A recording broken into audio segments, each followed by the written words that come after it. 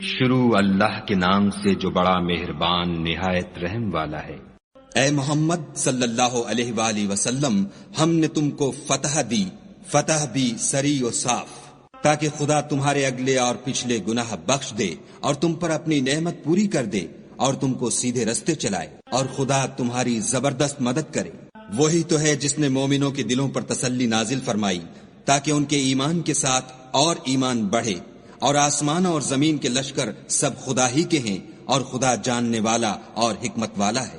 یہ اس لیے کہ وہ مومن مردوں اور مومن عورتوں کو بہشتوں میں جن کے نیچے نہریں بہ رہی ہیں داخل کرے، وہ اس میں ہمیشہ رہیں گے اور ان سے ان کے گناہوں کو دور کر دے، اور یہ خدا کے نزدیک بڑی کامیابی ہے۔ اور اس لیے کہ منافق مردوں اور منافق عورتوں اور مشرک مردوں اور مشرک عورتوں کو جو خدا کے حق میں برے برے خیال رکھتے ہیں عذاب دے، انہی پر برے حادثے واقع ہوں، اور خدا ان پر غصے ہوا اور ان پر لعنت کی، اور ان کے لیے دوزخ تیار کی، اور وہ بری جگہ ہے۔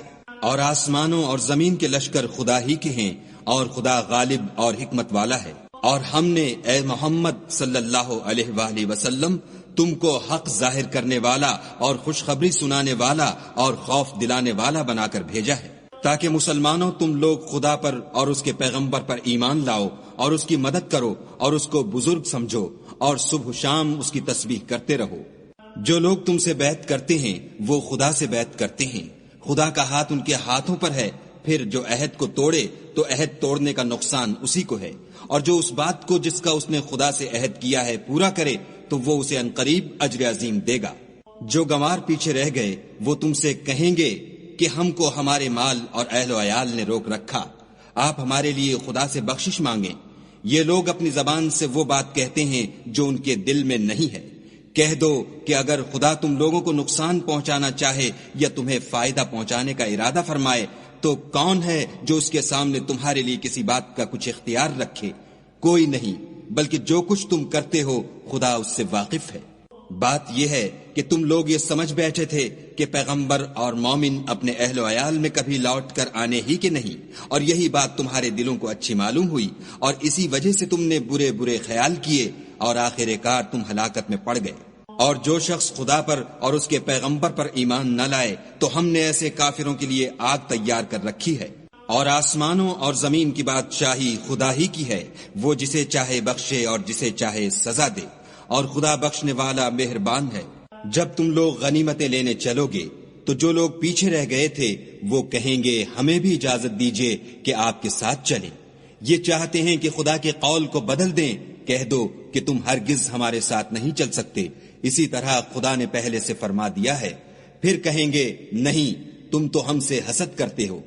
بات یہ ہے کہ یہ لوگ سمجھتے ہی نہیں مگر بہت کم۔ جو گنوار پیچھے رہ گئے تھے ان سے کہہ دو کہ تم جلد ایک سخت جنگجو قوم کے ساتھ لڑائی کے لیے بلائے جاؤ گے، ان سے تم یا تو جنگ کرتے رہو گے یا وہ اسلام لے آئیں گے۔ اگر تم حکم مانو گے تو خدا تم کو اچھا بدلہ دے گا، اور اگر منہ پھیر لو گے جیسے پہلی دفعہ پھیرا تھا تو وہ تم کو بری تکلیف کی سزا دے گا۔ نہ تو اندھے پر گناہ ہے کہ سفر جنگ سے پیچھے رہ جائے، اور نہ لنگڑے پر گناہ ہے اور نہ بیمار پر گناہ ہے۔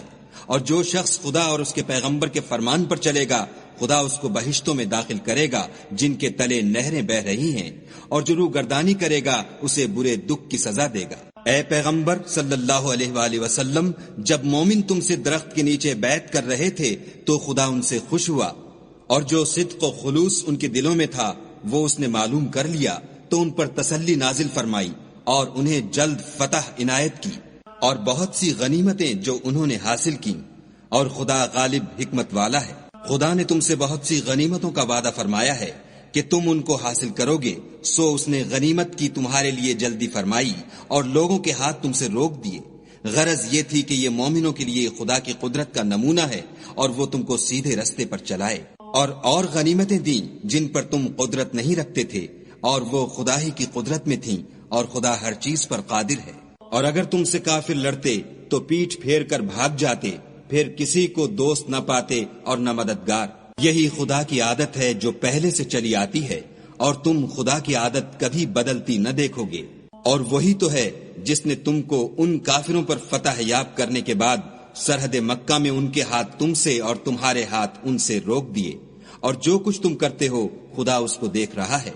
یہ وہی لوگ ہیں جنہوں نے کفر کیا اور تم کو مسجد حرام سے روک دیا اور قربانیوں کو بھی کہ اپنی جگہ پہنچنے سے رکی رہیں، اور اگر ایسے مسلمان مرد اور مسلمان عورتیں نہ ہوتی جن کو تم جانتے نہ تھے کہ اگر تم ان کو پامال کر دیتے تو تم کو ان کی طرف سے بے خبری میں نقصان پہنچ جاتا، تو بھی تمہارے ہاتھ سے فتح ہو جاتی، مگر تاخیر اس لیے ہوئی کہ خدا اپنی رحمت میں جس کو چاہے داخل کر لے۔